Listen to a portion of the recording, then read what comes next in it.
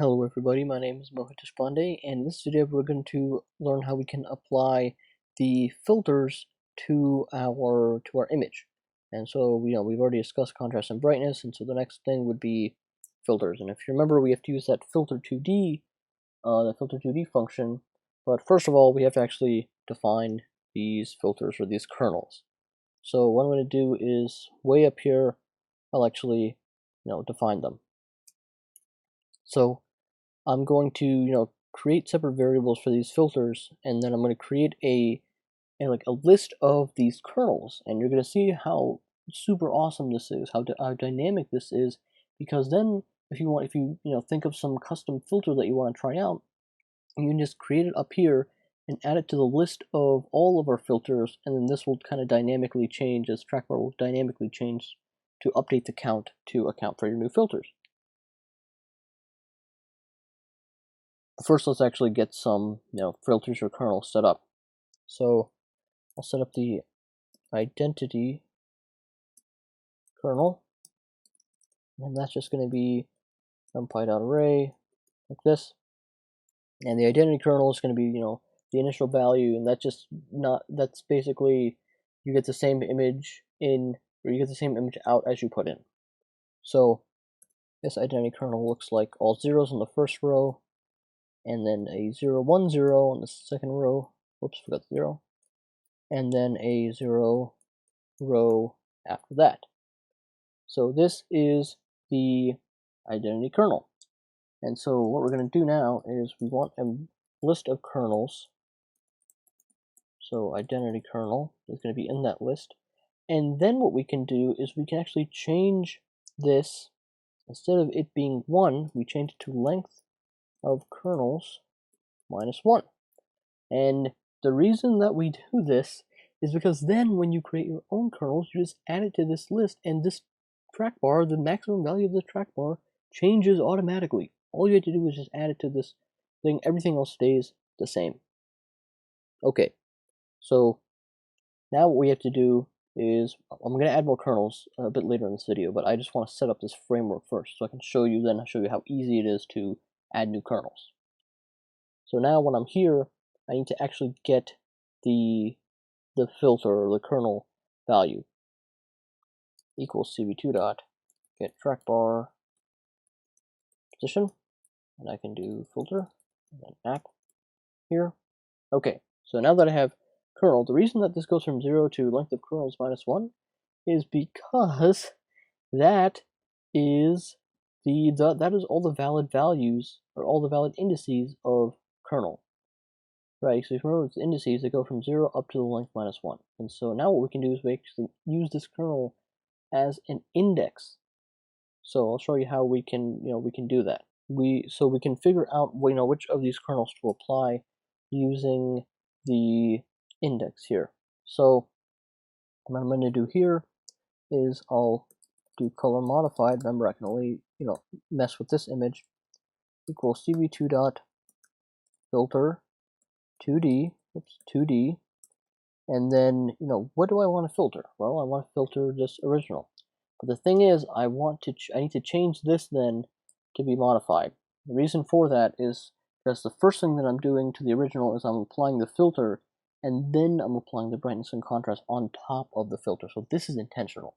I want to apply the brightness and contrast on top of the filter, so I use the output of this as the input of the brightness and contrast. Okay, so the next parameter of this is -1 for the depth. We're just going to go through the entire depth. Now, how do I select the kernels? Well, check this out. I can do kernels, index of kernel.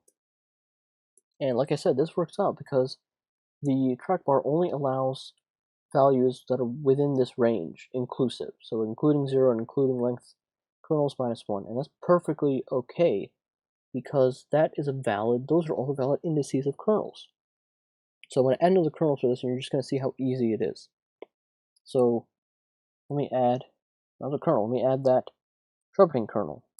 So it'll be sharpen kernel equals np.array. And if you remember what that kind of looked like, that was the 5 was at the anchor point and the negative ones above, below, and to the left and right, but not diagonal. It'll be 0, -1, 0, then -1, 5, -1, then 0, -1, 0. As a sharpen kernel, let me add it to this list here, and then that's all I have to do. So sharpen kernel, and then this will update here dynamically, and then we can apply the filter. So let's just quickly see what this looks like. So let me run my app, and so this is the identity, and I can apply sharpen, and you see that it works. And in fact, we can build on top of this by changing the contrast, and we're changing the contrast on top of applying these filters. So you can see how this works. And so now that we have this framework set up, let me add another kernel.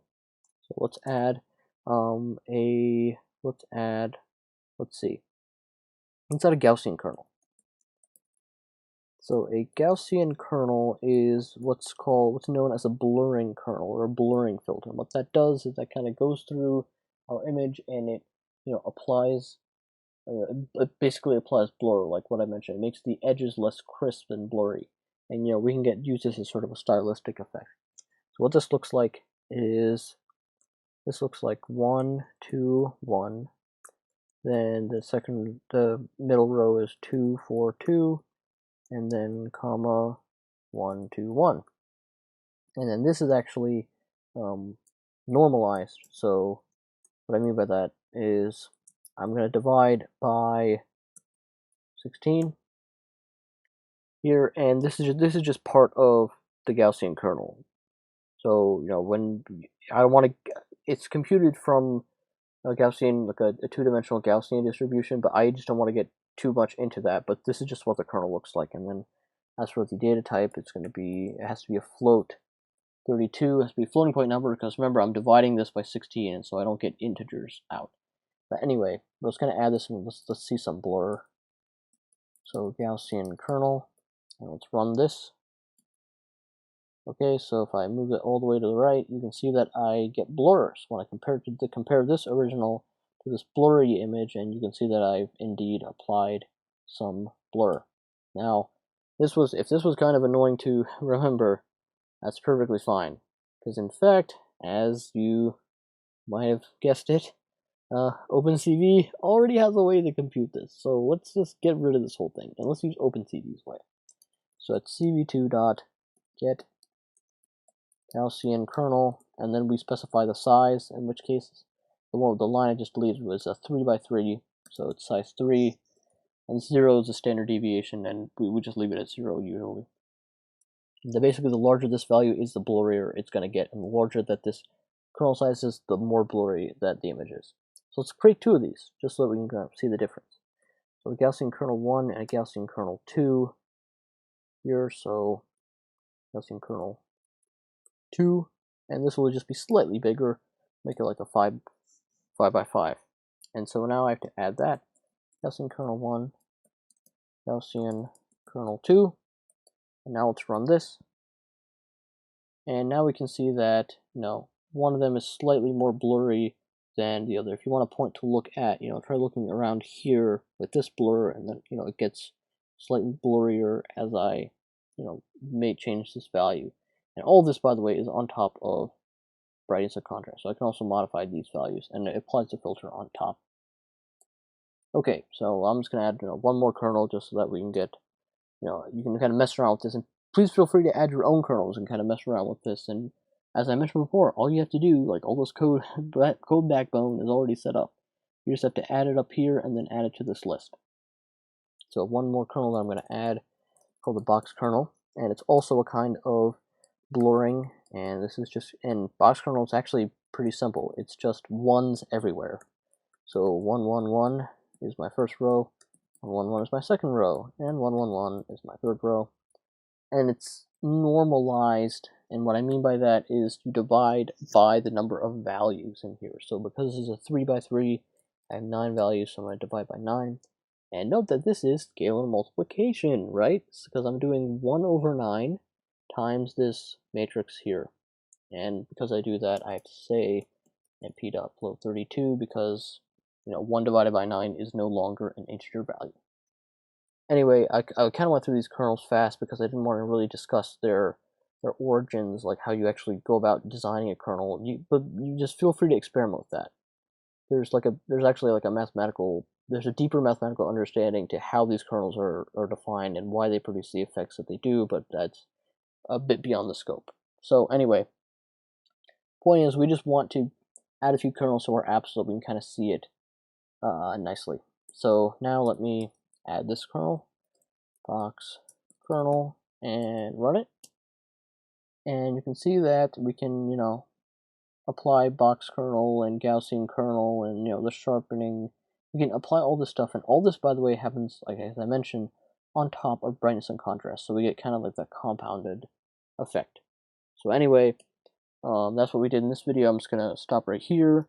So just to mention, what we did was we added the ability for us to do kernels, and I kind of generalized that because you can just add a kernel up here, add it to this list of kernels, and then this trackbar actually changes dynamically depending on the number of kernels, and these are all valid indices in this list, and so we can just index it to select the appropriate kernel. And another important thing to note is that this filter is applied to the original image, but then the brightness and contrast is applied to the filtered image. So that we're kind of, applying this contrast and brightness on top of the filter, which is what we want.